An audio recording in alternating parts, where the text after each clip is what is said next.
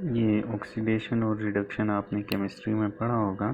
अब ऑक्सीडेशन और इसको याद करने का ये आसान तरीका है, oil rig. Oxidation is loss, reduction is gain. यानी कि ऑक्सीडेशन में इलेक्ट्रॉन्स लूज होंगे और रिडक्शन रिएक्शन में इलेक्ट्रॉन्स गेन होंगे।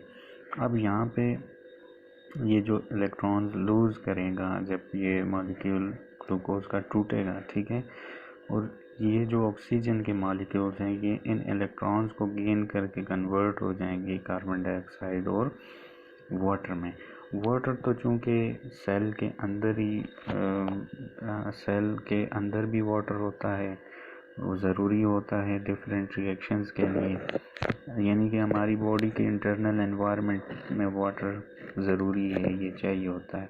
लेकिन कार्बन डाइऑक्साइड का कोई फंक्शन नहीं है, कोई रोल नहीं है हमारी बॉडी के अंदर। तो ये हमारे पास जो कार्बन डाइऑक्साइड है इसने अब बॉडी से बाहर निकलना है। लेकिन प्लांट्स की बॉडी में ये कार्बन डाइऑक्साइड चूँकि फोटोसिंथेसिस में यूज़ होता है, फोटोसिंथेसिस आपको पता है कि इसके उलट है, यानी कि ये जो रिएक्शन है जिसमें ग्लूकोज टूट रहा है, फूड मॉलिक्यूल टूट रहा है, रिस्पायरेशन हो रही है कार्बन डाइऑक्साइड और वाटर में।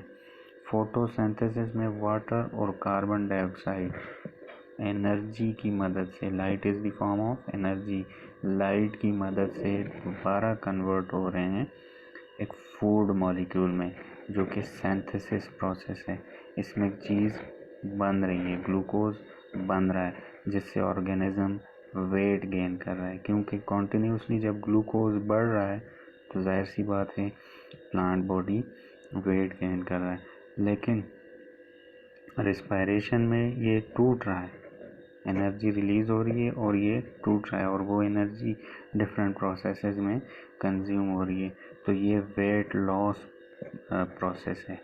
Respiration is weight loss process, जबकि जो फोटोसिंथेसिस है वो वेट गेन प्रोसेस है।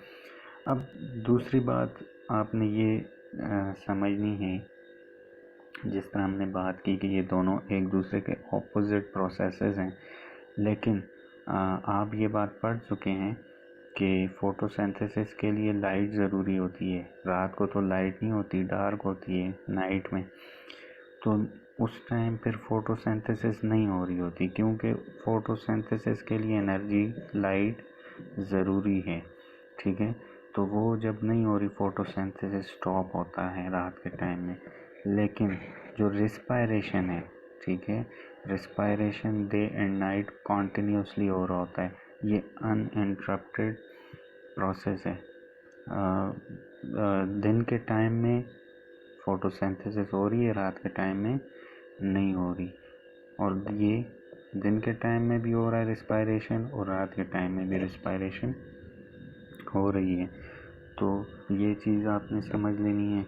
और आज जो हमने डिस्कस किया उसको, वो था जी गैसियस एक्सचेंज इन प्लांट्स। तो ठीक है, इसमें हमने क्या बातें डिस्कस की कि प्लांट्स में स्पेशलाइज्ड रिस्पायरेटरी सिस्टम नहीं होता एनिमल्स की तरह, और उसके बावजूद गैसियस एक्सचेंज कैसे होती है।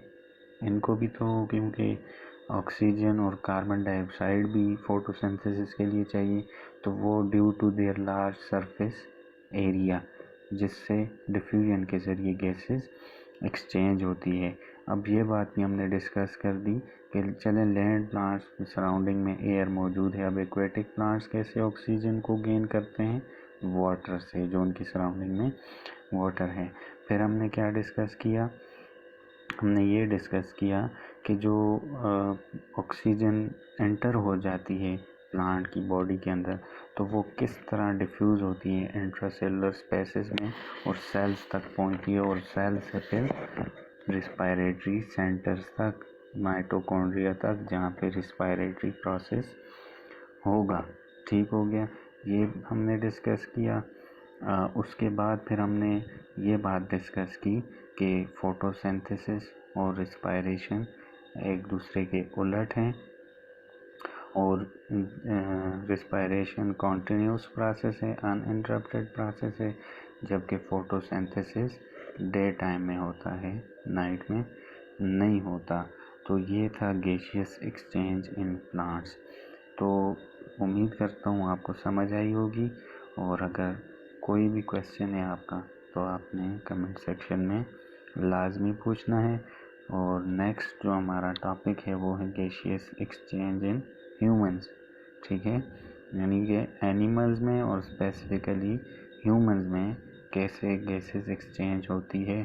तो ये आपने जहन में रखना है, प्लांट्स में कैसे होती है, फिर हम इसको कंपेयर करेंगे। ठीक है, थैंक यू, अल्लाह हाफिज़।